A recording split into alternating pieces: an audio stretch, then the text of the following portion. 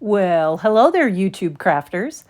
I am Allison, and I love to quilt and I love to cross stitch. I have been a part of the Mom and Pop Quilt Shop Guild for, gosh, at least the last 6 years, and I have enjoyed being one of their moderators.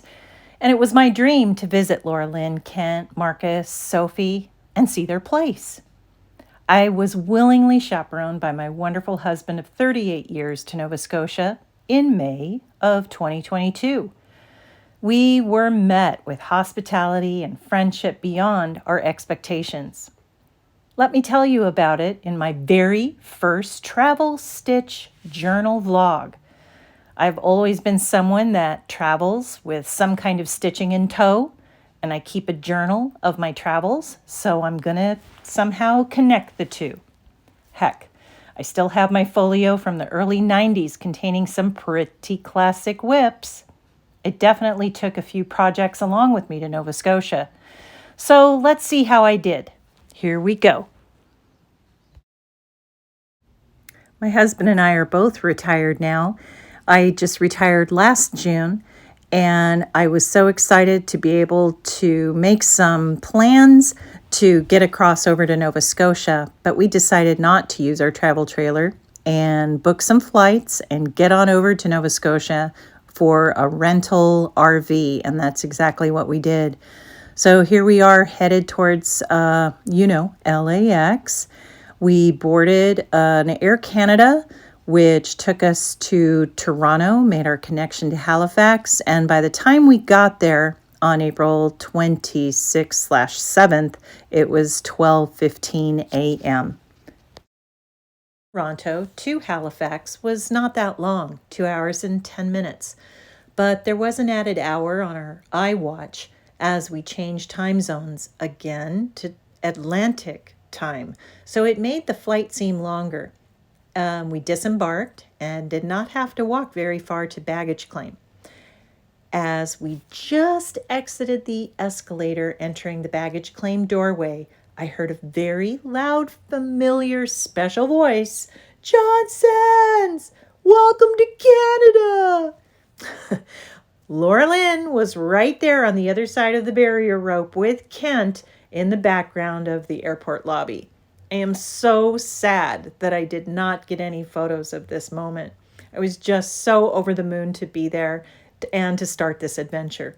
We loaded up our bags into their car, and then we headed out to a very close airport Quality Inn. We got settled, and Laura Lynn provided us with a goodie bag of those homemade chocolate chip cookies and some cut up oranges. And then we agreed to meet downstairs for breakfast, where then we enjoyed in the morning lots of chatting together over our breakfast nibbles. We headed over to the KOA campground in Sackville, thanks to our gracious hosts, to a neighboring community about 23 miles away to pick up our rented RV. And then we finally headed out towards lovely Lionsbrook in the north. Laura Lynn and Kent stayed with us the whole way to their place. She was so excited and didn't let us out of her sight. It took us about an hour and a half to get up Highway 102 and 104 to Lionsbrook. Laura Lynn was so patient, and she stayed right out in front of us the whole way. And I knew it had to have been difficult since Eric, driving with Metric, did not realize that 72 to about 75 kilometers was an hour were about 45 miles per hour. He sped it up later. Once there, we got backed into our official Mom and Pop Quilt Shop campsite number 1, the Johnson spot that Pop had created with a fresh pad of gravel, a 30-amp outlet, and a fresh 50-foot hose for us to have fresh water. We utilized then a couple of scrap boards and leveled ourselves out. We found the RV comfortable and easy to use, and we kept our luggage in the bunk bed that was above the cab, and there was a big bed in the back that we found a bit small. We had to turn the same direction together for our knees. But once the sleeping bags were warm and Laura Lynn's Hugs quilt was warmed up and all, we found it quite comfortable.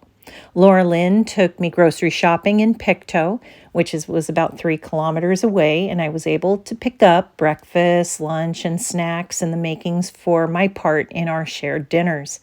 Our first night, Laura Lynn had prepared ribs, and I think I made a big green salad, and we stayed at their dinner table talking until 11 p.m., and then we just had to kick ourselves out and hit the sack. This is the view out the front windshield of the RV. Across the street is the ocean. They are that close. It was so beautiful.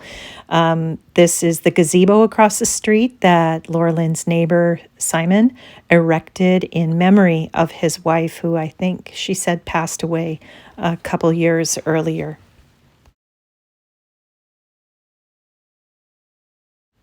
Eric got busy puttering around, seeing what he could help out with organizing and deconstructing or reconstructing. Then I went into the shop, of course, and was blown away to be in that very spot with Laura Lynn. It was terrific, terrific.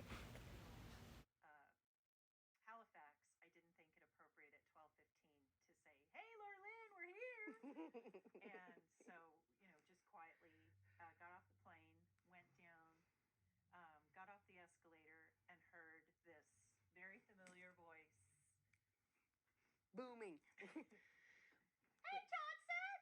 Welcome to Canada! And then I ran past the barrier you're not supposed to run past, but nobody stopped me, so it was okay. Good morning, everybody. How are you? We're going to start at the top of the page. Charlotte, Marie, France. Hello. Sweet Sophie is the sweetest dog you ever wanted to throw a ball for. And then Sobeys grocery store had grocery cart collection areas that had A-frame roofs on them. Who does that? Another one of our dinners was enchiladas and margaritas, which I feel like came out really nice. I also had the opportunity of baking pineapple upside down cake, which of course I had permission to by the Superman Pop himself. He said that was just fine. Friday, April 29th, we started out a little bit late. We finally took like full showers, shampooing and all. And I got into the shop at about 10, and Laura Lynn was long arming, and I needed to get on to completing her Canada quilt flag. That was a gift. I needed to do some borders and some tops, and I quilted it up and worked on the binding the rest of the day. Laura Lynn and I took some bags of stuff and cardboard to the recycling center, and we went into Atlantic Fabrics, and I successfully found the backing and binding for the cheetah quilt that I wanted to create for my granddaughter Ada. We had crepes for dinner. They were so delicious, and great conversation. I was so happy to stay up late and just sit quietly and finish the binding on the quilt.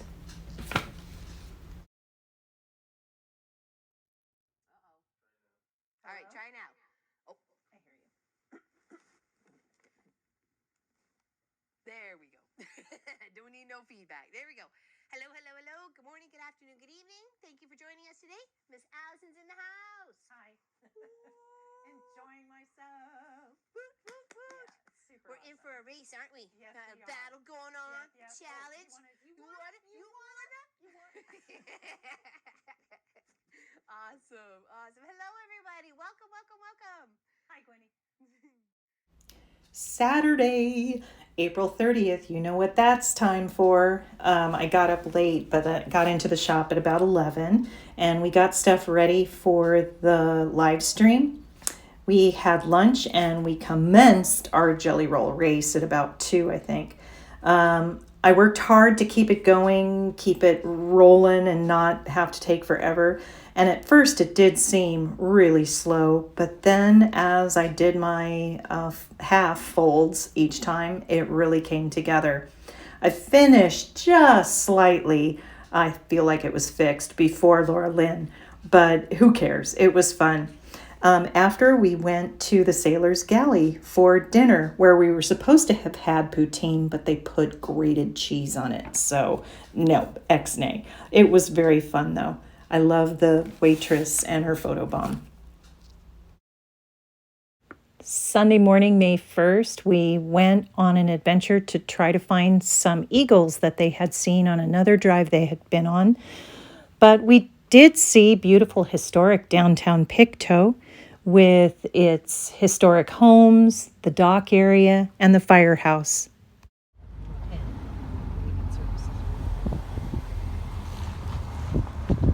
This is a volunteer fire department? I don't know. It would be. Oh, look at the It's a new building. first window, the first main building. Yep. Well, you need something with get off road too, right? So to get to. After a lovely breakfast at their favorite breakfast place, Stone Soup Cafe in Pictou, we went back and the boys got to work on reorganizing some tubs and then reconstructing some shelves that they had from their move. Following that reorganization and putting things together, Laura Lynn had some time to touch base with some other moderators while I was there, and we had some great conversations with them. For dinner on Sunday night, I made the Johnson famous spinach casserole, which I thought it was really cool that I was in searching for spinach, found frozen spinach, which all were product of France. And so I thought that was kind of fun. We had ice cream on a stick for dessert, and we headed back to the trailer. Everybody needed a rest. Monday, May 2nd, we started the day off early by heading to a local ferry dock. I think it's Woodland. And we caught the ferry over to Prince Edward Island. And the ride took just slightly over an hour, and it was pretty smooth overall. We got over to Charlottetown and did some shopping, and then we went to Moncton and home. It was a 3-province, 12-hour day.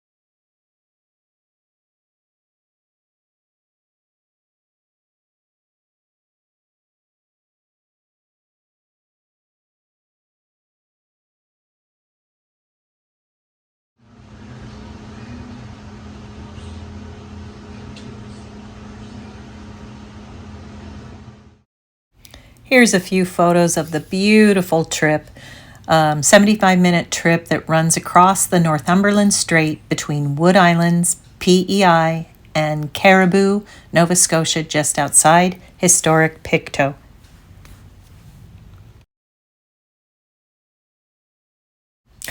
Love that smile.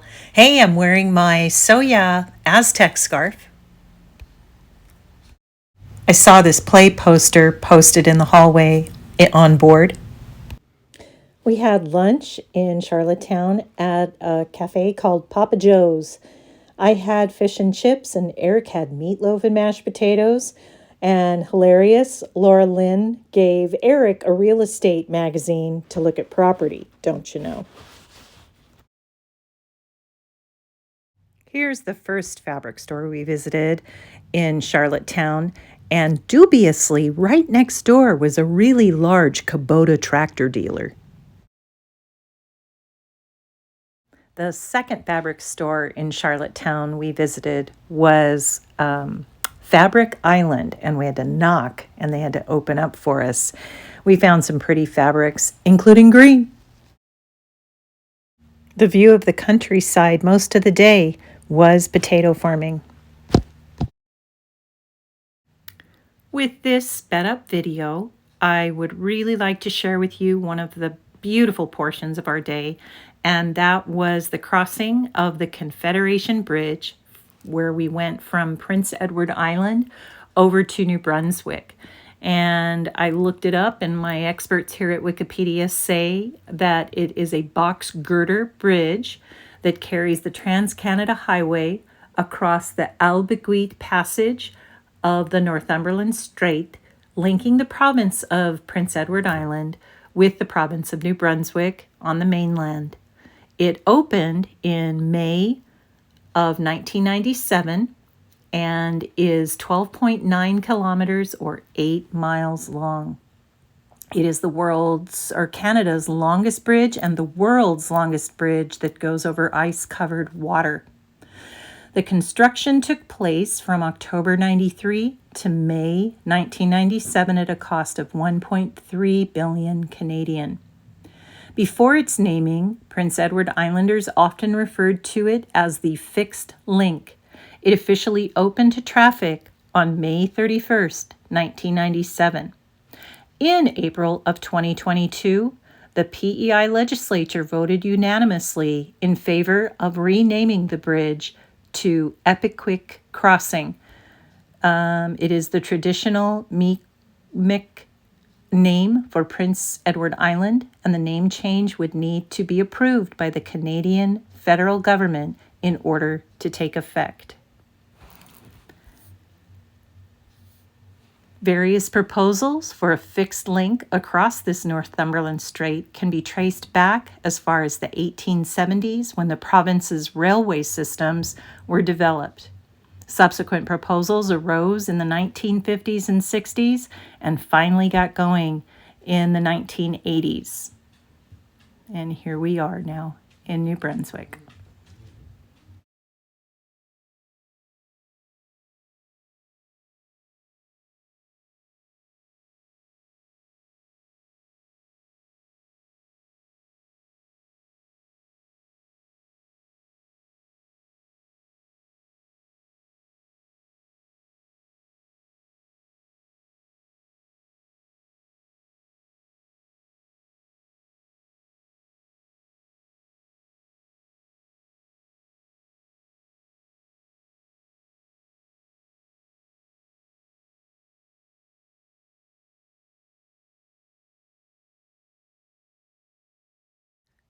The goal for getting to New Brunswick was visiting this awesome chicken dinner restaurant, St. Hubert's.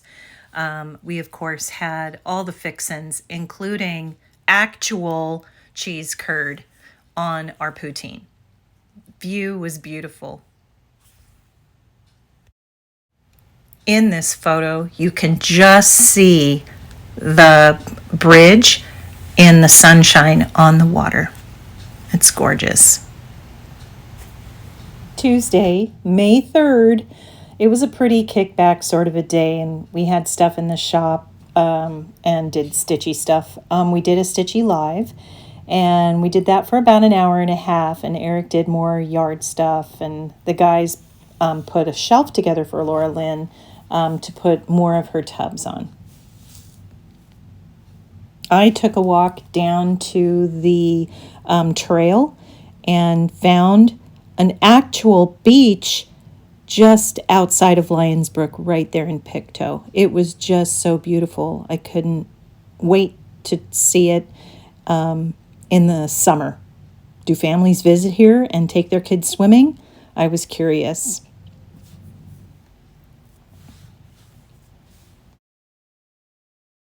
After my walk down the road, I got back for the live, and we had some fun. Pretty lucky to see 3 cars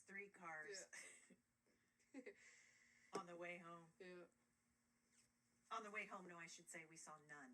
Yeah, no, there wasn't any on that road, and I think maybe I missed Missy telling me to. Laura Lynn was gracious enough to take Eric and I over to some appointments I had made to get our COVID test for the flights. And I managed to lose my phone in the parking lot, and a lovely Nova Scotian saved me. Saved me! Thank you. She had left a note on the car, but then saw us returning and came up and returned it. Woo! Laura Lynn, Kent, Marcus, and Sophie, thank you so much for being so welcoming, so much fun, and getting to know you and Nova Scotia. We loved it, loved it. You know I'll never see a cheese curd without thinking of you. Hugs, Laura Lynn, and I adore my orange scarf. Thank you. We had to fill it up and get it back to the KOA and get an Uber to the airport. And off we went.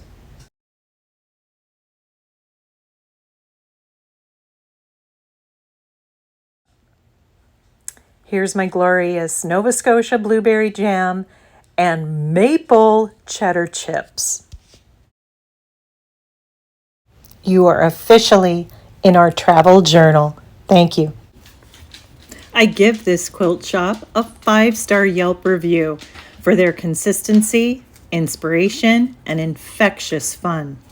And I give our friends an A+ for hospitality, from surprising us at the airport in Halifax, delivering a huge welcome to Canada, and to having fresh chocolate chip cookies for us.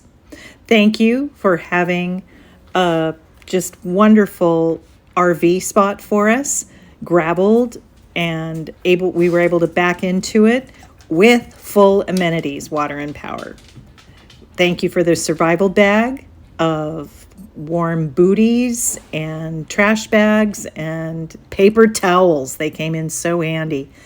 Thank you for the very beautiful 3-province ferry and road trip.